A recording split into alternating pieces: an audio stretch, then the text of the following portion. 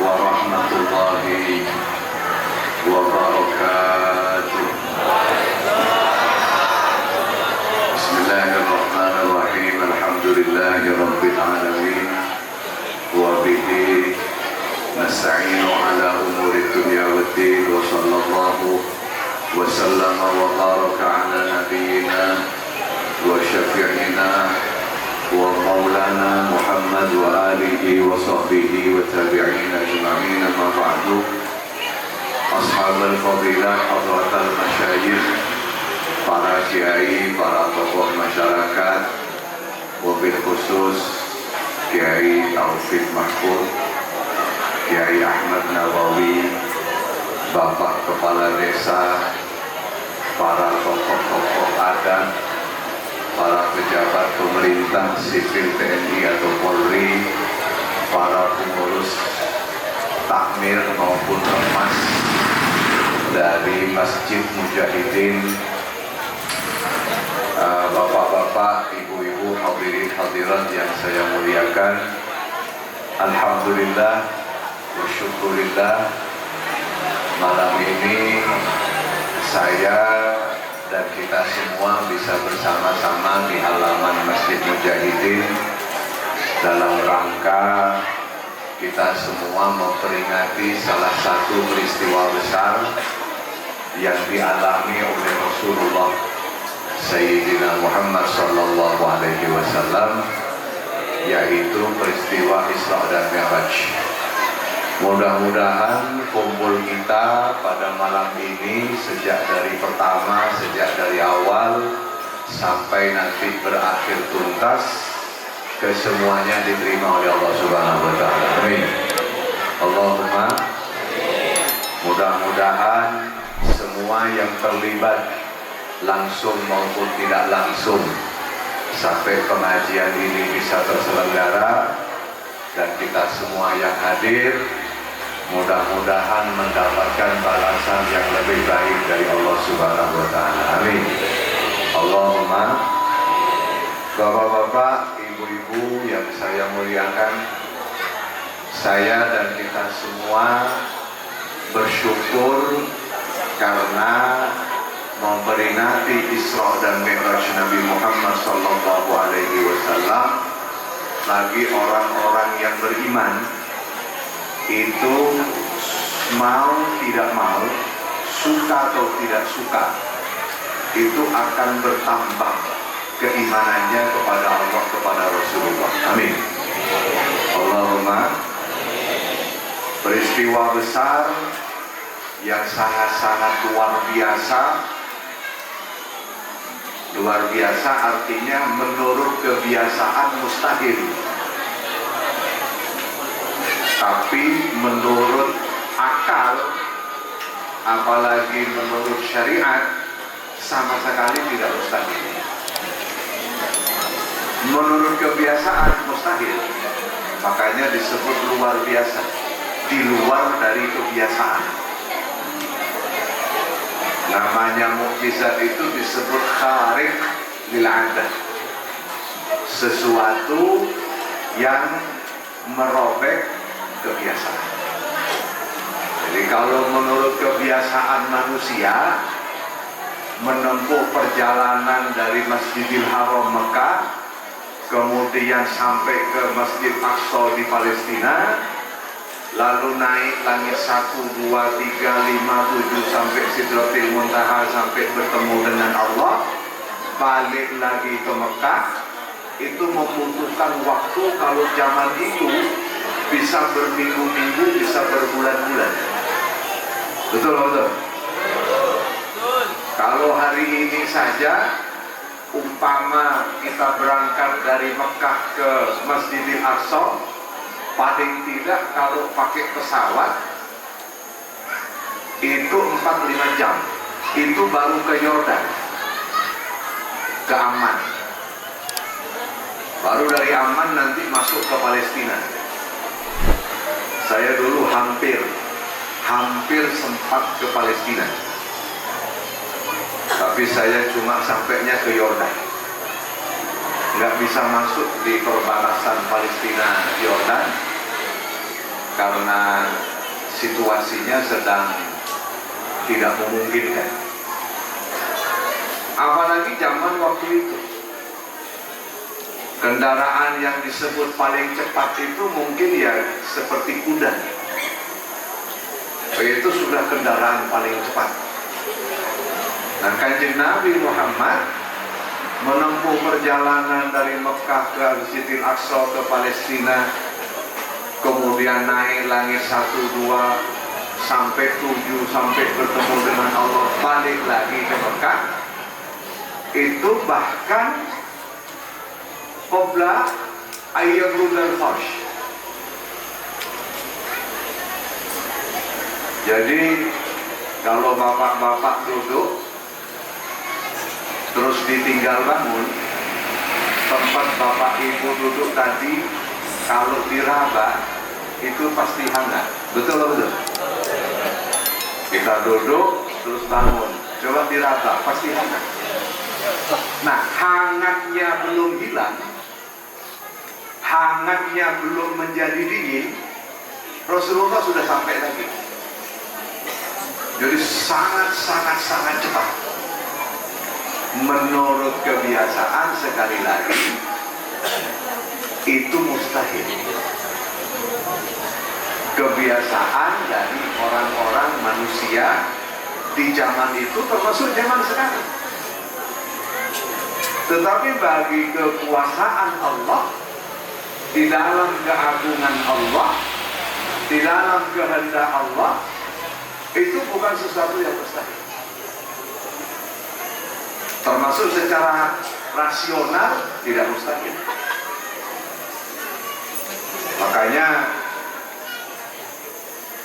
Makanya peristiwa seperti ini, kalau kita menilainya dari sudut kebesaran keagungan Allah, maka pasti akan bertambah keimanan kita semua. Amin.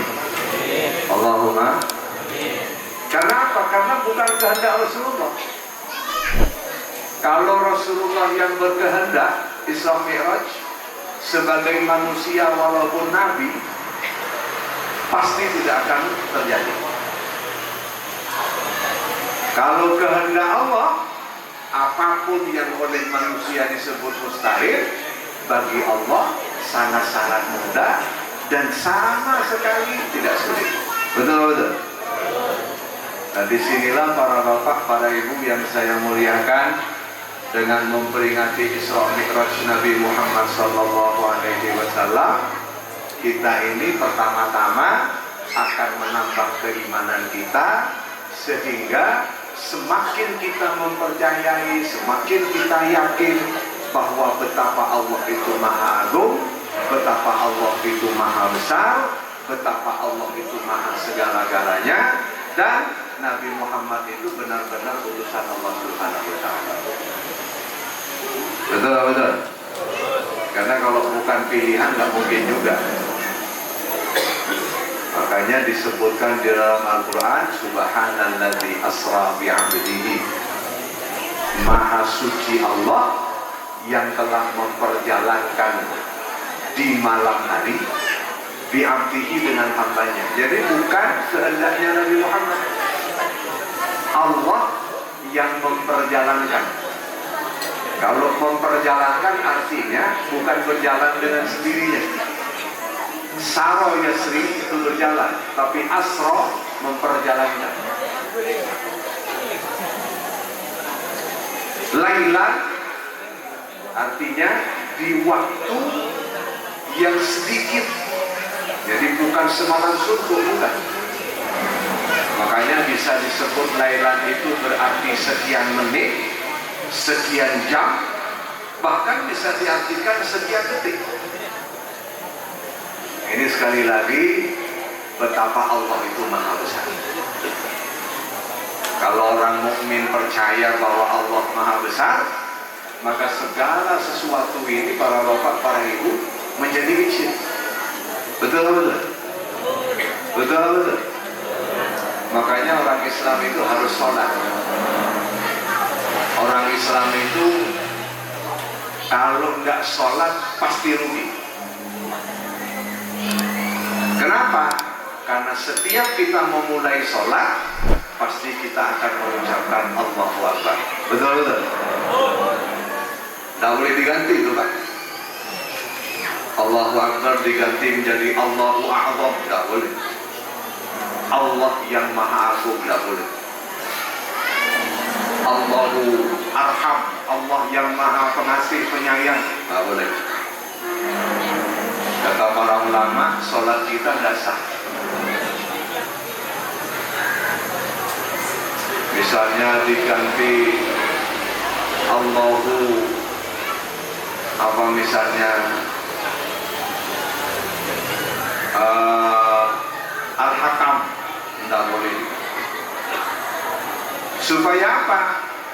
Itu tadi, supaya setidak-tidaknya kita ini di dalam setiap kali sholat kita bisa merasakan kebesaran Allah Subhanahu wa Ta'ala, sehingga apapun selain Allah maka kecil.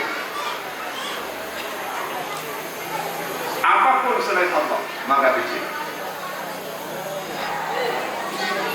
Bapak-bapak, ibu-ibu, di dalam kehidupan kita pasti bertemu dengan yang namanya pahit dan manis. Betul-betul. Dalam satu hari kita bisa merasakan pahit manis bergantian. Dalam sekejap menjadi pahit, sekejap menjadi manis. Kadang 3 kali, 4 kali, 5 kali, bahkan setiap saat kadang-kadang berubah. Ada yang kita rasakan kepahitan di dalam hidup. Ada yang kita rasakan manis di dalam hidup.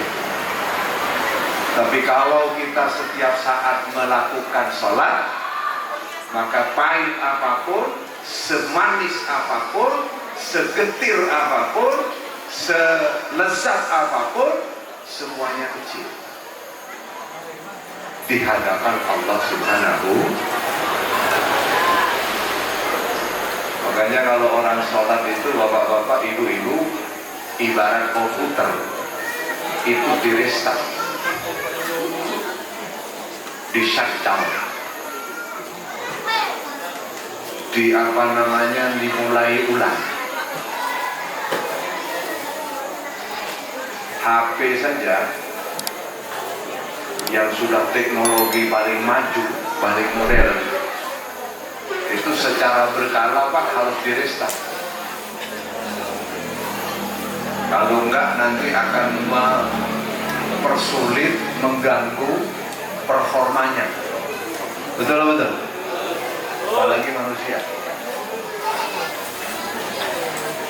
Nah, yang paling luar biasa lagi para bapak, hadirin hadirat yang saya muliakan, peristiwa Isra ini merupakan peristiwa yang disebut oleh para ulama puncak dari Kanjeng Nabi berduka cita. Peristiwa paling puncak. Hadirin hadirat, Nabi Muhammad itu mulai dari lahir semua orang suka, semua orang cinta, semua orang hormat. Sejak bayi beranjak menjadi dewasa, semua orang suka, cinta, hormat, percaya. Tidak ada yang tidak percaya Nabi Muhammad. Seluruh Mekah semua suka. Orangnya santun, secara fisik memang sangat-sangat tampan, sangat gagah. Bahkan waktu kecil katanya, di usia anak-anak yang lain masih merangkak, Kanjeng Nabi Muhammad usia tersebut sudah bisa berlari. Di saat usia orang-orang bayi-bayi yang lain masih belajar berjalan, masih berlari, terus Nabi Muhammad sudah bisa lompat-lompat. Secara fisik luar biasa. Tapi begitu oleh Allah kemudian dipilih, diberi tugas kenabian, diberi tugas kerasulan, sejak saat itu semua orang mengingkari Nabi Muhammad, membenci Nabi Muhammad, bahkan ingin mencelakai Nabi Muhammad. Percaya atau percaya? Percaya atau percaya? Coba bapak-bapak, ibu-ibu bayangkan, orang sekampung, gak usah sekabupaten Pak, orang sekampung suka semua. Semua orang kampung pasti suka. Begitu jadi ketua takmir, kemudian semua orang kampung menjadi benci. Gimana rasanya? Rasanya kakak bini mau cak ampuh Pak, tak usah jadi takmir Pak, tak usah.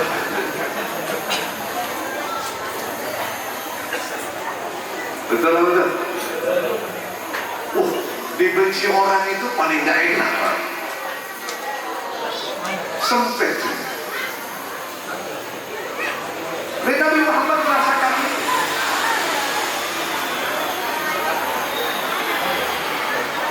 Beda kalau memang dari awal ada yang suka, ada yang benci. Mungkin lebih banyak yang suka, mungkin lebih banyak yang benci. Tapi kemudian setelah terpilih menjadi ketua takmir, lebih banyak yang suka, lebih banyak yang benci. Beda. Karena sama saja, secara psikologis tidak ada perubahan. Tapi kalau seorang Nabi Muhammad yang semula disukai, dihormati, disayangi, dipercaya, tiba-tiba diingkari, tiba-tiba dibenci, tiba-tiba dimusuhi, tiba-tiba ingin dicelakai. Sakit Pak, sakit. Saya sendiri tidak bisa bayangkan kalau saya yang mengalami itu, mungkin saya sudah berhenti jadi nabi. Sudah pangeran, tak usah nafti, tak nafkah kau udah kayaknya mau ngomong begitu kayak. Dan itu terus setiap hari semakin orang membenci Nabi Muhammad. Waduh. Nah, di tahun-tahun, di 3 tahun sebelum Kanjeng Nabi ini Isra Mi'raj, itu Kanjeng Nabi bersama para sahabat mengalami perlakuan yang disebut diboikot oleh seluruh penduduk Mekah selama 3 tahun. Nggak boleh membeli, nggak boleh menjual, nggak boleh menerima, nggak boleh memberi. Tekaan dia PC, walaupun kita punya uang tapi tidak bisa membeli, kan sama saja. Betul betul, sama saja. Saya itu punya pengalaman dari Jakarta sama Kiai Nuri. Karena ngejar pesawat khawatir ketinggalan, walaupun berangkatnya sudah lapar, kita ini sama Kiai Nuri bilang nanti kita makan di bandara saja. Karena di jalan agak macet, akhirnya tiba di bandara juga agak molor. Tak mikir singatan, bentar-bentar karena sudah panggilan untuk boarding, untuk naik pesawat. Jadi waktu sambil berlari-lari ngejar supaya bisa segera boarding, kita bilang nanti kita makan di Surabaya saja. Sudah nyampe Surabaya, landing, turun dari pesawat, keluar dari bandara, kita makan ada warung di dekat bandara, di Buru. Ternyata baru nonton.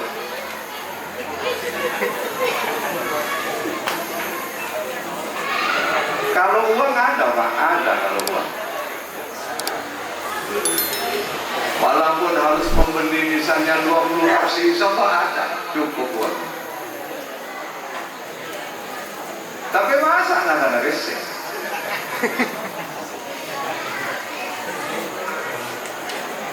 Nggak kebayang Pak. Beberapa waktu yang lalu di Jakarta itu ada satu kawasan elit, orang-orang kaya semua di situ. semua kaya. Rumahnya itu lantai 3, lantai 4, mewah rumahnya. Tapi begitu kena banjir,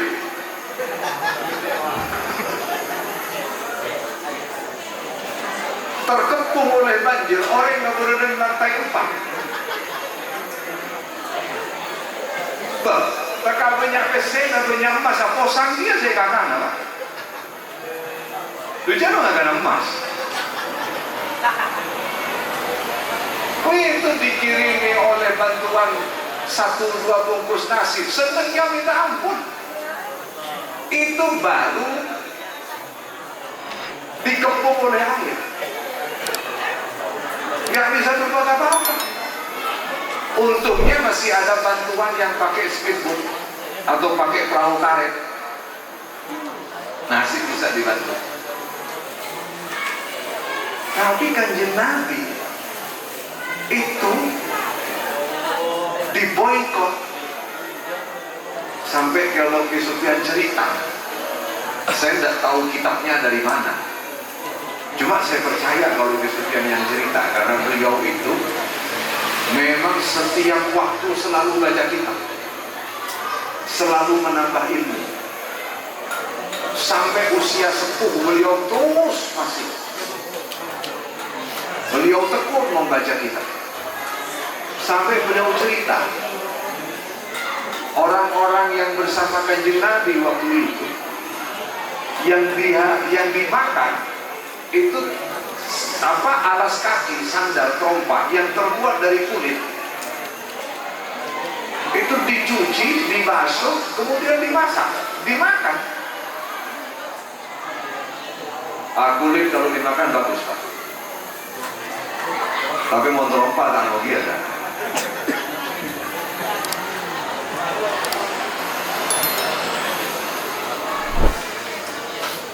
Sampai begitu. Dan kemudian kejadian berikutnya,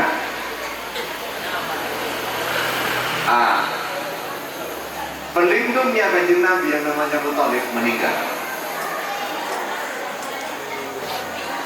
Orang yang melindungi Kanjeng Nabi sehingga tidak berani orang-orang Mekah mencelakai Kanjeng Nabi, melukai Kanjeng Nabi, apalagi membunuh Kanjeng Nabi. Karena ada Abu Thalib yang disegani, yang orang-orang Mekah itu pada takut semua. Nah, itu beliau meninggal. Gak ada lagi yang bisa melindungi Kanjeng Nabi. Maka makin hari makin memuncak perlakuan yang menyakitkan dari orang-orang Mekah terhadap Kanjeng Nabi. Ditambah dengan wafatnya Sayyidah Khadijah, istrinya,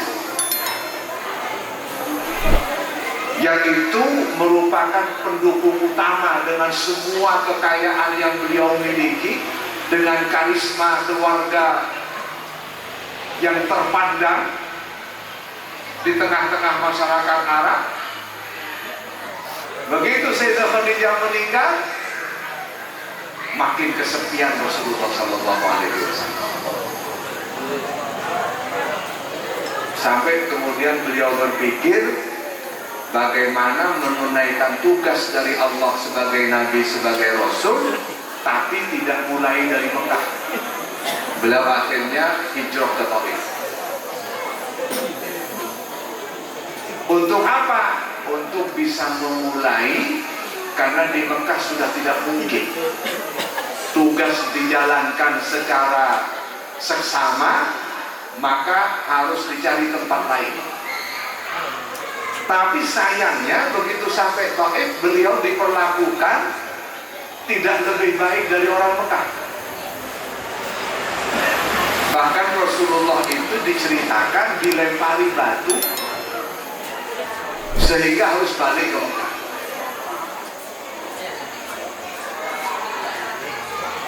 Nah, di saat-saat itulah para bapak, para ibu yang saya muliakan, Rasulullah ini oleh tadi saya singgung, disebut mengalami tahun yang amul huzn, tahun puncaknya berduka cita. Jadi kemudian Rasulullah Isra Mi'raj, semacam Allah ingin menghibur kanjeng Nabi. Ingin menghibur dengan apa? Dengan melihat tanda-tanda kebesaran Allah. Linuriyahu min ayatina, agar supaya beliau bisa melihat sendiri tanda-tanda keagungan, kebesaran, tanda-tanda ketuhanan Allah Subhanahu. Bahkan beliau sampai bertemu langsung dengan Allah. Bahkan beliau di dalam perjalanan Mi'rajnya itu melihat sendiri bagaimana neraka, melihat sendiri bagaimana surga. Ada orang yang dilihat oleh beliau bagaimana disiksa, dengan lidahnya dipotong-potong sendiri.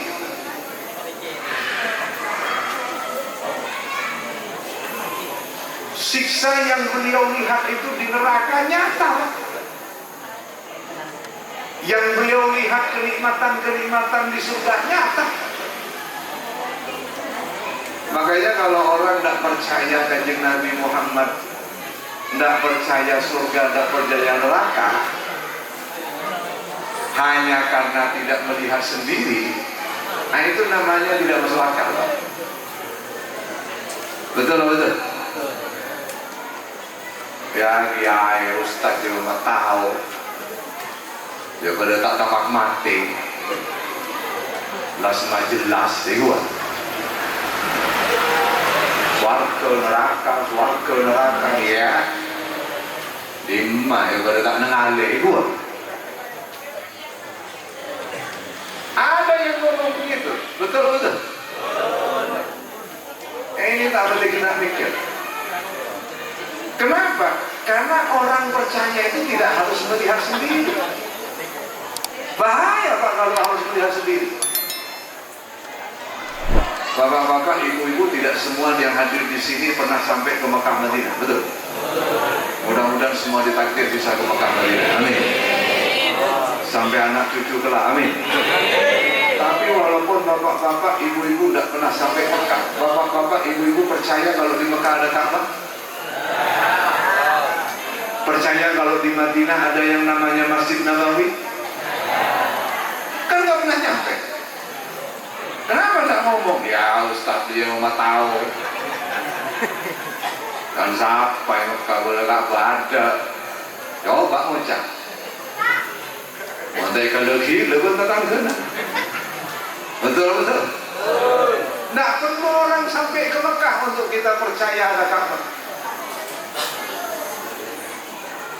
Asal yang menginformasikan orang yang bisa dipercaya, yang menginformasikan jujur, tidak berbohong dan sesuai fakta, maka kalau tidak percaya itu namanya melanggar kaidah-kaidah yang disebut logika atau rasionalisme.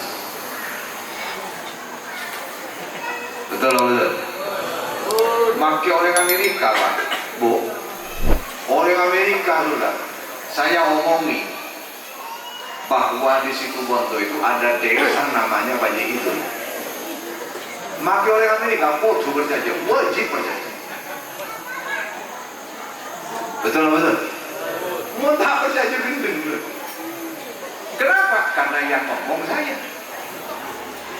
Dan saya orang Banyak itu. Betul. Mana yang saya pun tak baca ring baca. Tahu saya gendeng kita berjanji kan gendeng sing gendeng.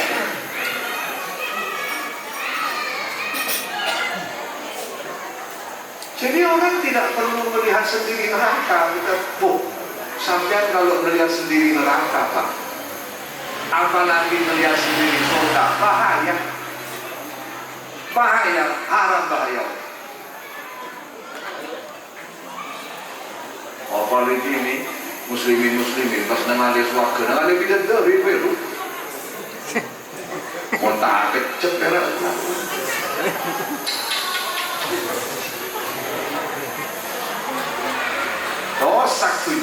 sabar na orang kreatif cek kelamun. Ka pasar tak ka pasar. Ka sabo ambu kreatif cek malu. Betul betul.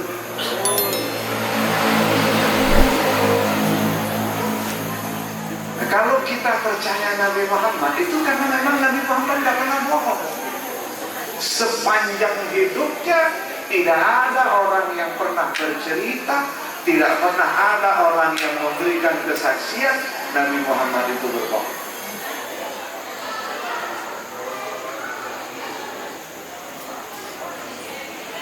Apalagi Al-Quran. Al-Quran itu menjadi salah satu bukti bahwa Rasulullah itu memang benar-benar nabi, bukan ngarang-ngarang, bukan. Nah, dengan melihat kebesaran Allah, tanda-tanda ketuhanan Allah, kekayaan Allah, kemahakuasaan Allah, maka Rasulullah akhirnya benar-benar terhibur. Akhirnya benar-benar terhibur. Tapi yang perlu dicatat juga para bapak, para ibu, di dalam salah satu yang dimampiri oleh Rasulullah, perjalanan dari Mekah ke Masjidil Aqsa di Palestina, itu salah satu yang beliau mampir di Madinah, yang disebut waktu itu Yathrib. Makanya Rasulullah itu memang ditakdirkan oleh Allah tidak bisa hijrah ke Taif, dan sebaliknya Rasulullah memang direncanakan oleh Allah untuk hijrah ke Madinah. Alhamdulillah. Alhamdulillah. Kenapa kita bersyukur, terutama bangsa Indonesia, terutama umat Islam seperti kita yang hidup di Indonesia. Di Madinah itu para bapak, para ibu yang saya muliakan, Rasulullah hidup berdampingan dengan orang yang bermacam-macam latar belakang. Ada yang latar belakangnya itu dari segi ras kulit bermacam-macam, ada yang hitam, ada yang ini, ada yang itu. Yang beragama juga bermacam-macam. Ada yang Yahudi, ada Yahudi pun ada macam-macam lagi. Ada Yahudi Banu Quraidah, Banu Qainuqa, Banu Nadir. Yang di situ Rasulullah, para bapak, para ibu, membuat dokumen yang disebut Wathiqatu Madinah, atau biasa diterjemahkan Perjanjian Madinah, biasa juga diterjemahkan Piagam Madinah, yang oleh para ahli sejarah politik dunia disebut ini konstitusi tertulis paling pertama di dunia, itu dibuat oleh Nabi Muhammad. Konstitusi tertulis, undang-undang dasar tertulis paling pertama di dunia. Yang lain ada tapi tidak tertulis. Di banyak tempat ada mungkin tapi tidak tertulis. Yang paling pertama tertulis adalah Piagam Madinah. Kita bersyukur apa? Karena para ulama waktu itu, Kiai As'ad dan para beliau-beliau di zaman beliau, menerima asas tunggal Pancasila bagi Republik Indonesia. Salah satu yang dipegangi oleh beliau adalah Piagam Madinah. Alhamdulillah. Alhamdulillah. Kenapa beliau-beliau mau menerima Pancasila sebagai asas tunggal, satu-satunya asas bagi NKRI tercinta, Negara Kesatuan Republik Indonesia tercinta? Salah satu yang dipegangi oleh beliau-beliau, yang dipedomani oleh beliau-beliau adalah Piagam Madinah, yang memberikan hak dan kewajiban yang setara bagi siapapun penduduk di Madinah waktu itu, sebagaimana Pancasila juga memperlakukan itu kepada kita semua di Indonesia. Maka dengan Piagam Madinah ini, para bapak, para ibu, kita ini menerima Pancasila, mengamalkan Pancasila, bukan saja tidak salah. Kita menghirup udara Pancasila di NKRI tercinta ini bukan cuma tidak berdosa, tapi kita semua bisa dapat pahala. Alhamdulillah. Cukup dengan menghirup udara Pancasila di NKRI tercinta, mudah-mudahan panjenengan bisa oleh kejalan dari Allah Subhanahu. Alhamdulillah. Hidup berdampingan dengan siapapun. Rasulullah hidup berdampingan dengan orang Yahudi, Rasulullah hidup berdampingan dengan orang Medina. Ada orang yang pendatang dari Mekah hidup berdampingan, ada orang yang pendatang dari Yaman, ada orang yang pendatang dari mana-mana. Sama-sama bekerja sama, ikut menjaga Madinah, ikut supaya bisa menjadi tempat yang kira-kira membuat kita semua tenang, membuat kita semua damai. Betul lah betul? Betul lah betul? Makanya di Bali ini juga gambarannya seperti itu. Bapak-bapak yang berasal dari Jawa, berasal dari Madura, ada yang berasal dari mungkin Sulawesi, ada yang mungkin berasal dari Jakarta, berasal dari mana-mana, dengan latar belakang agama yang berbeda-beda, tapi kita bisa hidup berdampingan. Alhamdulillah. Kewajiban kita untuk menjaga situasi kondusif seperti ini diajarkan oleh Rasulullah, dan itulah yang dipegangi oleh para ulama kita. Alhamdulillah. Alhamdulillah. Gak perlu kita paksa-paksa siapapun untuk menjadi muslim, jangan. Dan beragama itu memang pada dasarnya nggak bisa dipaksa. Nggak bisa dipaksa. La ikraha fiddin. Tidak ada paksaan di dalam beragama. Fattabayyana rusydu minal ghayy. Sudah sangat-sangat jelas terang benderang ar-rusydu, mana yang baik, mana yang benar, wal ghayy, dan mana yang sesat. Tidak ada paksaan, tidak ada. Ini bahkan salah satu sabab nuzul ayat ini. Dulu itu ketika belum Rasulullah tiba di Madinah, para sahabat-sahabat Ansor masih musyrik. Itu biasa karena bertetangga, karena berteman dengan macam-macam orang Yahudi. Di Madinah itu ada, tadi saya bilang, orang Yahudi saja ada 3 suku. Nah, ada banyak putra-putranya orang-orang Ansor yang dulu masih belum Muslim, itu oleh orang-orang Yahudi diadopsi karena tidak punya anak. Seperti orang Madura, tidak tahu kalau di Bali. Kalau orang Madura itu biasanya sekian tahun beristri, bersuami, tidak punya anak, 5 tahun tidak punya anak, 7 tahun tidak punya anak, biasanya disarankan mengadopsi anak, ngalah anak, betul.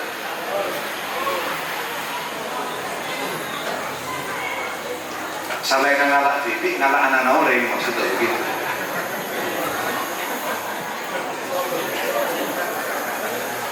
Double, katanya beliau double. Mengadopsi. Nah, karena diadopsi oleh orang Yahudi, begitu sudah ini Rasulullah tiba di Madinah, dan orang-orang ini yang dulu membiarkan atau menyerahkan anaknya diadopsi oleh orang Yahudi, kemudian matur kanjeng Nabi, ya Rasul, anak saya diadopsi itu si Yahudi, anak saya diambil anak oleh Yahudi, terus bagaimana dia itu agamanya? Kalau dia ikut orang tua yang mengadopsi, bagaimana ya Rasul? Kemudian turun ayat ini, la ikraha fiddin. Tidak ada paksaan di dalam beragama. Fattabayyana rusydu minal ghayy.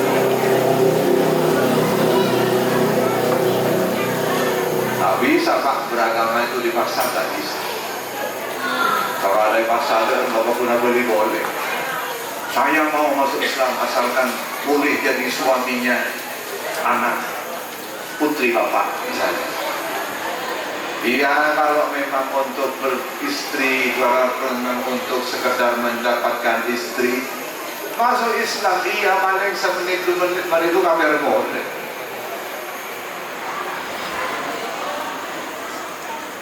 Beda kalau memang panggilan hati. Nah, karena itulah ini salah satu yang kita syukuri sekali lagi, terutama bagi umat Islam, bagi bangsa Indonesia yang beragama Islam. Alhamdulillahnya kita punya panutan-panutan seperti almarhum Kiai As'ad, Kiai Ahmad Siddiq, Kiai Mahrus Ali, dan kiai-kiai di zaman beliau-beliau itu semua.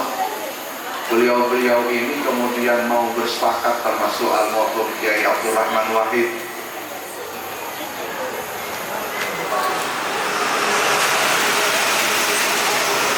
Ini para bapak, para ibu yang saya muliakan, yang menjadi pegangan, yang menjadi pedoman beliau, supaya tidak salah di hadapan umat, supaya tidak salah kelak ketika dimintai pertanggungjawaban oleh Allah di akhirat. Pegangan beliau-beliau adalah piagam Madinah wal firqatul Madinah. Alhamdulillah. Nah, begitu Rasulullah hijrah, para bapak, begitu Rasulullah Isra Mi'raj, bertemu langsung dengan Allah. Orang itu Pak, sebenarnya yang disebut sakit itu bukan di dalam fisik kita, bukan. Walaupun Rasulullah disakiti sedemikian rupa, tapi begitu bersama dengan Allah, begitu merasakan kedekatan dengan Allah, merasakan kenikmatan bermanja-manja dengan Allah, maka hilang semua rasa sakit. Betul. Gus Dur itu suatu saat, Kiai Abdurrahman Wahid itu suatu saat kunjungan ke Korea Selatan.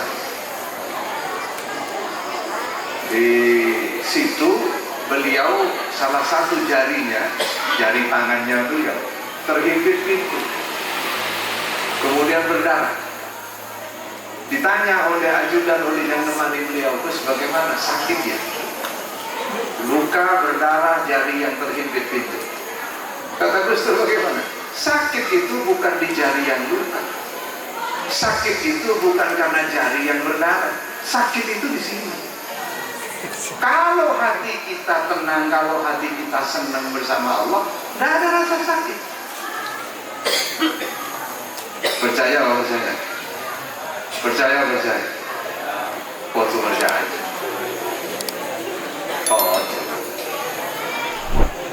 Kiai Khalil As'ad itu sering cerita, satu saat almarhum Kiai As'ad itu katanya, Kiai As'ad itu satu saat putuskan oleh dokter untuk diambil tindakan operasi. Jadi beliau ada yang dikeluhkan, kalau tidak keliru apa prostat apa begitu. Terus beliau disarankan, diputuskan oleh dokter, Kiai panjenengan harus kita ambil tindakan operasi. Nah, karena itu mohon izin panjenengan kita bius. Panjenengan kita bius, kita tidurkan. Orang dibius itu artinya ditidurkan, dibuat dormen,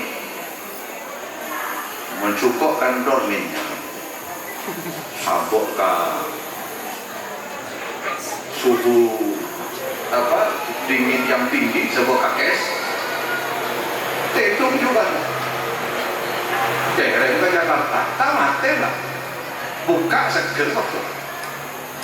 Nah itu dibius. Apa katanya biasa? Ya ayo kalau mau dioperasi, tapi jangan dibius. Oke, ini kita mau operasi, tidak bisa harus dibius. Tidak apa sudah, operasi, tapi saya jangan dibius. Operasi lah, sambil dingin tinggal sadar. Coba mending sini bermana kita.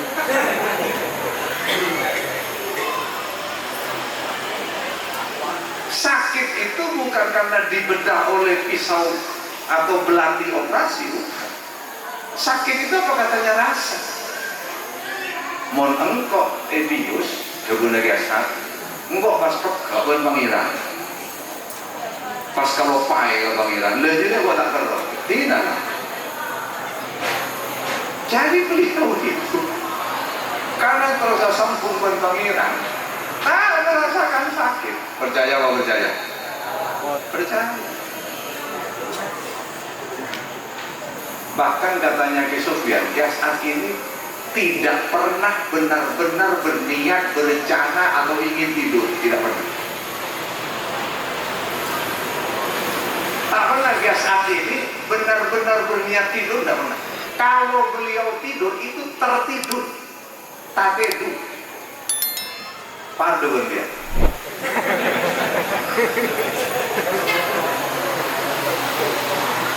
Kemudian setelah itu lagi mata pak sapok belum. Takut ikan lengi, masang obat nyamuk. Muncul dengan asapnya seperti apa namanya PG itu, pabrik gula. Siapa kira kapi, sop aja, kedung nyenyak, tidur pulas, tidak terganggu. Kan nyenyak sekedung apa aja. Kalau As'ad itu kata Yusufnya tidak pernah. As'ad termasuk salah satu keistimewaan sebelum beliau tidak pernah benar-benar aniat untuk tidur. Kalau beliau tidur itu tertidur. Makanya sering-seringnya beliau itu katanya kalaupun tidur itu dalam keadaan duduk. Dan duduknya tegak. Menolong andi wudhu, mereka bentar wudhu nggak ada. Kalau duduknya itu tegak, kalau punya wudhu, tidur, nggak batal wudhunya. Jadi seperti itu. Makanya kalau kita diberikan kewajiban oleh Allah supaya kita sholat 5 waktu, alhamdulillah, kita bisa merasakan kebesaran Allah, keagungan Allah, sehingga apapun yang menimpa kita semua, entah itu pahit, entah itu manis, semuanya kecil. Jangan kita kemudian terkecoh oleh kepahitan-kepahitan yang kita rasakan. Jangan pula kita terkecoh oleh manis-manis yang kita rasakan. Semuanya harus kita berpulang kepada Allah Subhanahu. Hadirin hadirat yang saya muliakan, saya rasa ini yang bisa saya sampaikan. Ini jam sudah 23 lebih. Saya rasa tidak patut kalau saya menambah lebih lama lagi. Tapi sekali lagi mudah-mudahan pengajian ini diterima oleh Allah Subhanahu wa Ta'ala. Kita semua yang membantu langsung maupun tidak langsung mendapatkan pahala yang lebih baik dari Allah Subhanahu wa Ta'ala. Iman kita mudah-mudahan makin bertambah, amin. Bertambah kuat, bertambah bulat, amin. Sehingga kita bisa benar-benar menjalankan apapun yang diperintah, diajarkan oleh Allah, oleh Rasulullah dengan senang hati, dengan terhibur hati. Kita sholat terhibur hati. Kalau kita membantu orang lain dengan senang hati. Kalau kita berbakti kepada orang tua, menjalankan perintah orang tua, mungkin kita sedang capek, mungkin kita tidak sedang baik-baik saja, tapi dengan senang hati kita jalan. Amin Allahumma. Amin Allahumma. Al-Fatihah. Ar-Rahmanir-Rahim.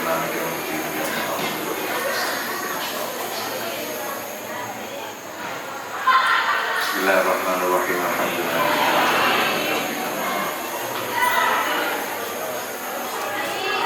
Wa yartaji min Allahi rahmatahu wa rahmatahu bi rahmatihi wa bi karim. Wa ذنوبنا وذنب في ذنوبنا وسامر سنتنا في نور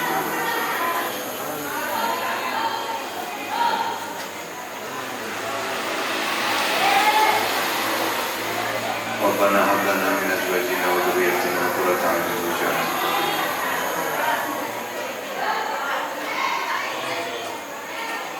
والحمد لله رب العالمين. الفاتحة. أعوذ بالله من الشيطان الرجيم. اهدنا الصراط المستقيم. السلام عليكم ورحمة الله وبركاته.